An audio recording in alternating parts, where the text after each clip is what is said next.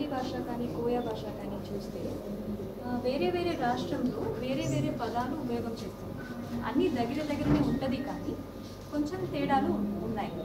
So ఇప్పుడు వీళ్ళందరూ almost ఒకే భాష మాట్లాడుతున్నారు కాబట్టి దానికి ఒక స్టాండర్డైజేషన్ రావాలి కాబట్టి సీజీనెట్ వాళ్ళ ద్వారా ఒక వర్క్షాప్ కండక్ట్ చేసి దాంట్లో మన గోండి కోయా ట్రైబల్స్ మహారాష్ట్ర నుంచి, మధ్యప్రదేశ్ నుంచి, ఛత్తీస్గఢ్, ఒడిస్సా, ఆంధ్ర వాళ్ళందరూ ఈరోజు ఇక్కడ వచ్చి ఉన్నారు.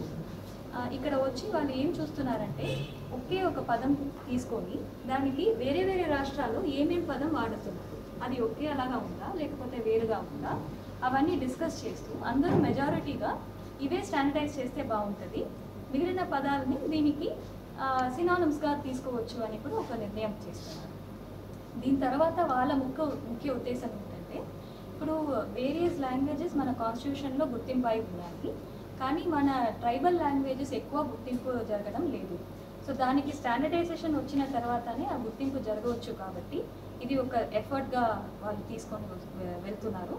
దానికి ఐటీడీఏ కూడా సపోర్ట్ చేస్తుంది అనమాట. ఫైనల్గా ఏంటంటే నేను ఒక రిక్వెస్ట్ మాత్రం వాళ్ళ దగ్గర పెట్టాను.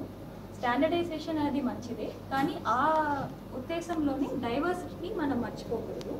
ఎందుకంటే ప్రతి రాష్ట్రంలో వాళ్ళకు ఒక యూనిక్నెస్ ఉంటాయి. ఆ యూనిక్నెస్ని అలాగే మెయింటైన్ చేస్తూ మన జస్ట్ గుర్తింపు కోసం స్టాండర్డైజేషన్ కోసం మాత్రం ఇవి చేస్తే బాగుంటుందని నేను ఒక కోరిక పెట్టాను.